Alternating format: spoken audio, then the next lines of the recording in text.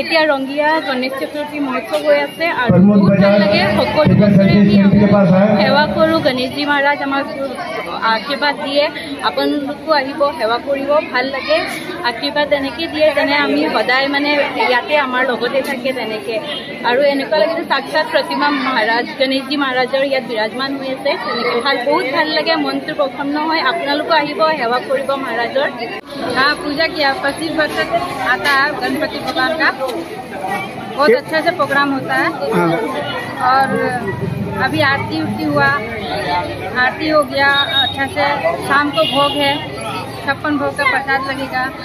और बहुत बड़ा करके बनाया जाता है यहाँ पे रंगिया में राधा कृष्ण मंदिर के सामने।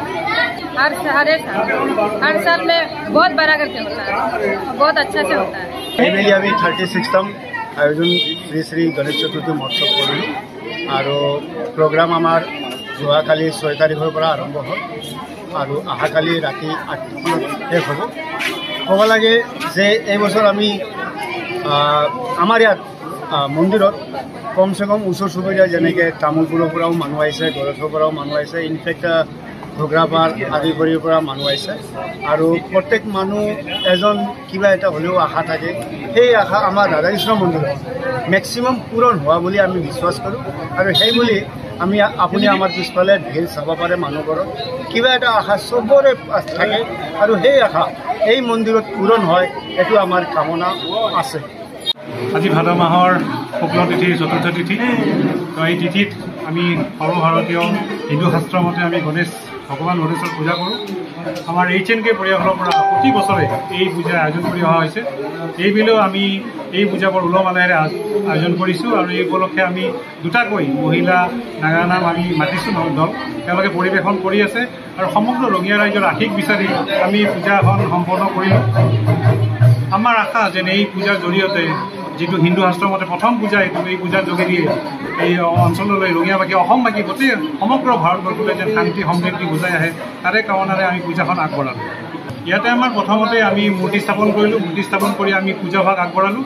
আৰু পূজা ভাগ শেষ হোৱাৰ পিছতেই আমাৰ মহিলা নাগাৰা নাম আয়োজন পৰিৱেশন কৰি আছে। এতিয়া আমি নাগাৰা নামৰ আয়োজন কৰিছোঁ। আমাৰ দুপৰীয়াৰ ভোগ, পূজাৰ ভোগ আমি ইয়াতে বিতৰণ কৰিম। আৰু আমি সকলোৱে আমি তাক আপ্যায়ন কৰাৰ কাৰণে আমি ৰখি আছোঁ। নামখিনি শেষ হোৱাৰ পিছতেই আমি আমাৰ পূজাৰ ভোগ আমি ইয়াতে বিতৰণ কৰিম। আৰু আমাৰ মাজত সুমি কলিতা আৰু নমিতা কলিতা এই দুগৰাকী পাঠিকাই আজি আমাৰ নাম পৰিৱেশন কৰিছে।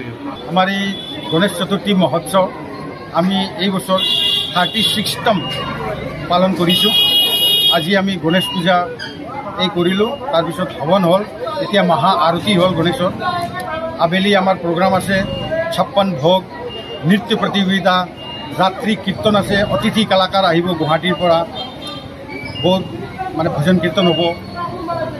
অহাকালি ৰাতিপুৱাৰ আৰতি হোৱাৰ পিছত আকৌ ধাৰ্মিক শোভাযাত্ৰা, যিটো ৰাধাকৃষ্ণ মন্দিৰৰ পৰা ওলাই গোটেই ৰঙিয়া ভ্ৰমণ কৰি আকৌ আবেলি 8টা বজাত ৰঙিয়া ৰাধাকৃষ্ণ মন্দিৰলৈ আহিব। গণপতি বাপ্পা মৌৰ্য, মংগল মূৰ্তি মৌৰ্য।